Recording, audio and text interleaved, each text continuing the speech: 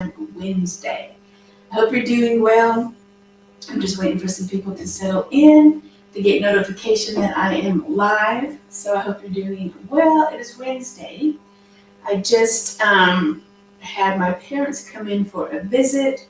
So we spent a lot of time together looking at old photographs, doing memories, and also driving through St. Joe and looking at some really cool places and museums. So it's always fun when my parents come in because we spend a couple of days together and just reminisce and get to, spend time together. So it's always nice to have a visit from them. So hello everyone, thanks for coming in. Hello, thanks for joining me live. If you are live, let me know that you are watching this live. Sorry, I had hiccups today. And if you're watching the replay, of course, hit replay, #replay, and I'll give you some replay love. So today, it's going to be an exciting kind of day because I'm going to be talking about Mabon. Mabon is coming up. It is AKA fall equinox.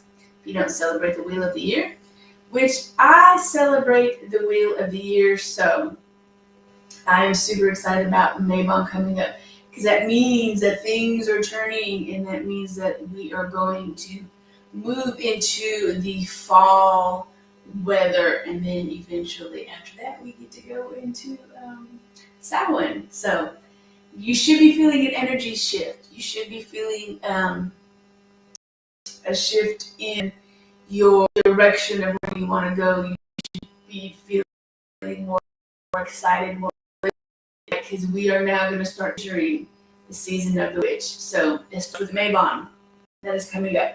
So if you really love Mabon, hit Mabon in the comments because I would love if you guys resonate with Mabon. I love Mabon just because it's almost like the jumping off point of summer and winter. I'm not a summer person. I'm a spring, fall, and winter. So this will be my first winter here in the house. So we're definitely going to get snow. So we're excited about how Mom Gaia and the Wheel of the Year turns here versus Texas. So let's jump into today's training, and we're going to be talking a little bit about the history of Mabon, a little bit about the lore, how to celebrate it, the correspondences of Mabon, some of the activities. Okay, so Mabon is pronounced Mabon or Mabon or Maboon, Mabon. I call it Mabon, but it's just like Hecate and Hecate. It's just pronounced differently, right? So it is the autumn equinox. So this is when the autumn equinox divides the day and the night equally. So this is really good time for doing spells that balance you out. And we're going to talk about that a little bit later. So we all take a moment to pay our respects to the impending dark, which means winter months, depleting some of the harvest that we have put up, giving thanks also for the harvest that Mom Gaia has given us. Shadow work is going to be coming up also. This is a time when we just kind of hunker down. Now in my business, because for the majority of the time, I'm not going to be going out in the snow. So I'm probably going to be doing a lot of online stuff during the winter months. Hold on one second. There you go. And sorry about that, y'all. I thought I turned everything off, but instead of being in Austin, we used to come out all the time and do stuff in the winter because that was the best time to come out and do stuff because the weather was phenomenal. But here, where I'm at, right outside Kansas City, I'm going to be snowed in.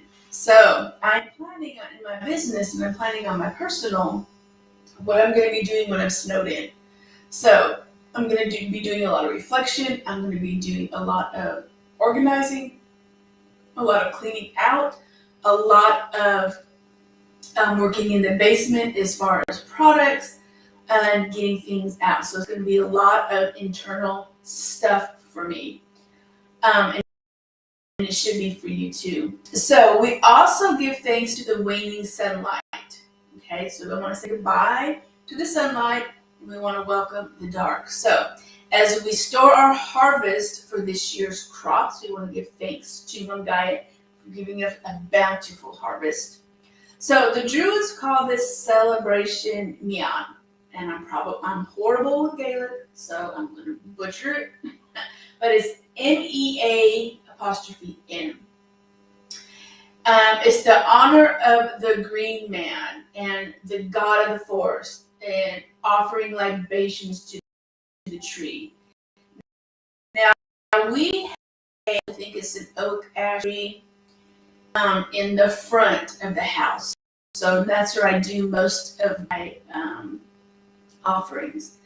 So that tree is probably the largest tree on the street, so it protects all of us on the street, but it happens to be planted in my front yard. So when you see me out on the porch doing lives or just taking pictures, that tree is facing me, so I honor it every single day.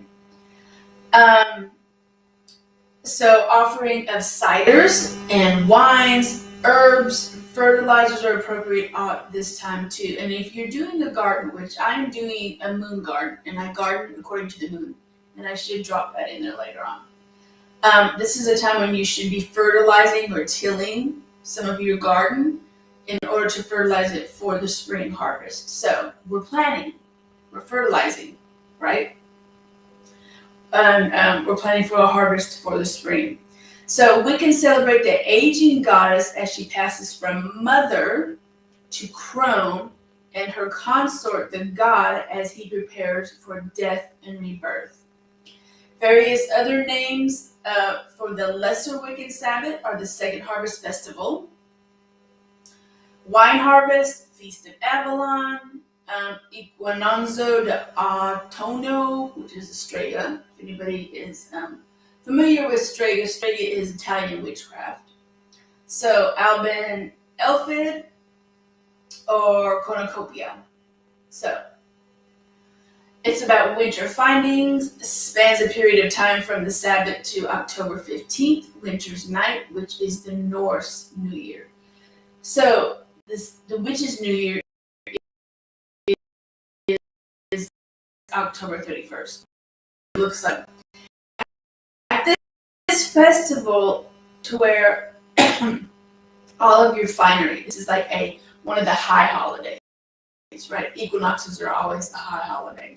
So dine and celebrate in a lavish setting. And if you go onto my Facebook page, not my business page, but my personal page, I should have a picture up there of my tablescape of how I put together to celebrate Mabon.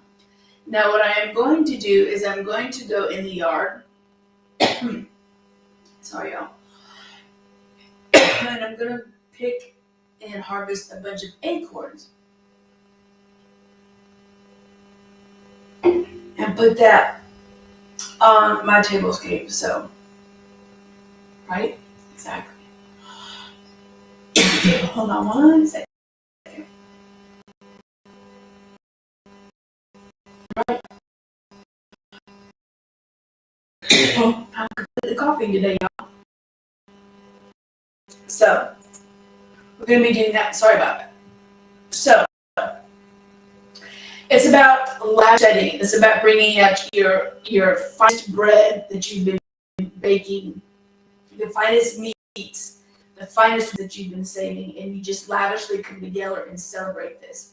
It is a drawing to and of the family as we prepare for the winding down of what has happened before, the crops before, and celebrating that. It is a time to finish old business, let go, release, and I just did that today. And we are ready for a period of rest, relaxation, and reflection. So I want to digress, and I want to tell you what I've been doing. I haven't been online a whole lot.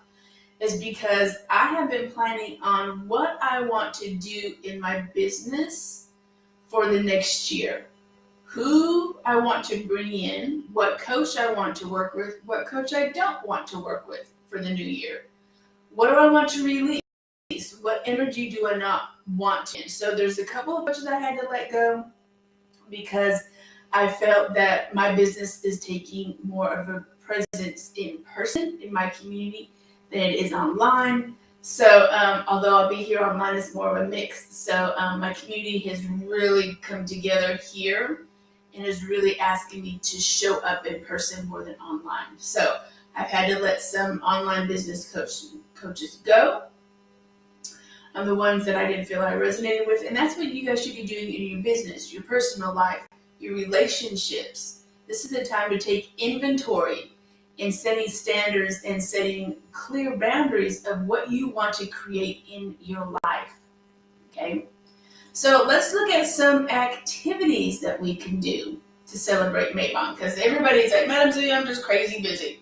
I don't have time to do this whole lavish, roast beast kind of thing, all the Yorkshire puddings and stuff. What can I do? So, a couple things you can do to celebrate Mabon is making wine, gathering and drying herbs, scattering offerings in field or trees, and offering the trees. Gather pine cones and acorns, which I said I was going to, do later. I'm going to go gather some acorns. And walking around the woods. It doesn't have to be this huge, lavish meal, although I love to do lavish meals. Just taking a walk in the woods that is purposely connecting to Mom Gaia is a way of honoring her and celebrating the Mabon season. So, correspondences that are associated with Mabon. So let's look at some of the animals that we can communicate with, we can honor, we can recognize. Blackbirds, butterflies, dogs, eagles, swallows, and snakes. Your colors are red, orange, russet, maroons, gold, and browns. So this is what I tell my students. Go out in nature. She will show you what colors are going on, what's changing. Bring that into your home and celebrate it that way. Your gemstones are going to be sapphire, lapis lazuli, yellow agates, carnelian, tiger's eye, and ambers. And your foods are going to be your breads, your nuts, your seeds, your apples, your pomegranates, your root vegetables. Just go bake a huge loaf of whole grain bread. And that's it. Break bread and you're good to go. Let's see. What else do we have on goddesses? Let's look at the goddesses. So what goddesses do we bring in? We bring in Modron, Epona, Persephone is my favorite one, and Pomona. The gods are going to be the Green Man, Thor, Hermes, and Thoth. Your herbs are going to be your acorns, your ferns, your marigolds, your milkweed, tobacco, thistle.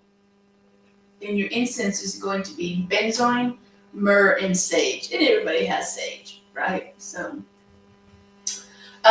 for me, I'm not really the sage person anymore. I'm graduated to Palo Santo, but I will burn some frankincense and myrrh and benzoin as a resin instead of an herb. So I'll do that because I'm really loving resins.